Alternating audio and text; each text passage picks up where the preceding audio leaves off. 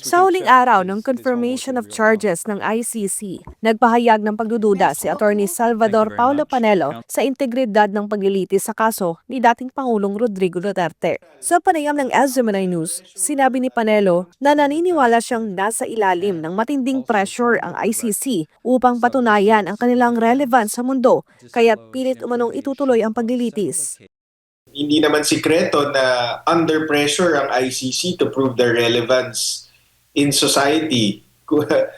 So may pressure na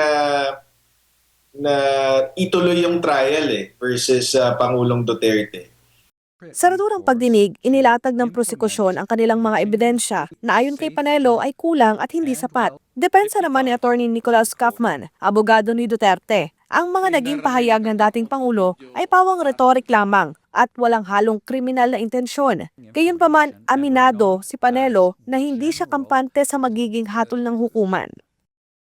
It's hard to be optimistic. Mahirap na umasa na papanigan ng ICC si Pangulong Duterte kasi nakita na natin kung paano sila nag-rule dun sa request for interim release.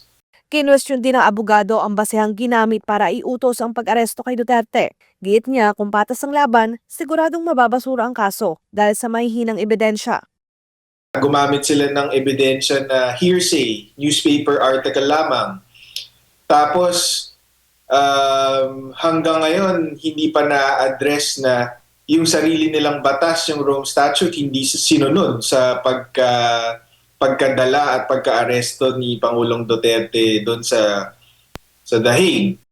Sa huli, ipinahayag ni Panelo ang kanyang pagkadismaya sa pananahimik ng Korte Suprema habang nililitis ng dayuhang tribunal ang isang Pilipino. Si Panelo ang isa sa naghahain ng petition for habeas corpus sa mataas na hukuman upang questionin ang legalidad ng pag-aresto kay dating Pangulong Duterte. Hanggang ngayon, wala pang tugon ang Korte Suprema. So, yun ang isang trahedya ito at para sa akin nakakahiya na walang aksyon ng Korte Suprema. Para sa Diyos at sa Pilipinas kung mahal, Daniela Paulita, SMNI News.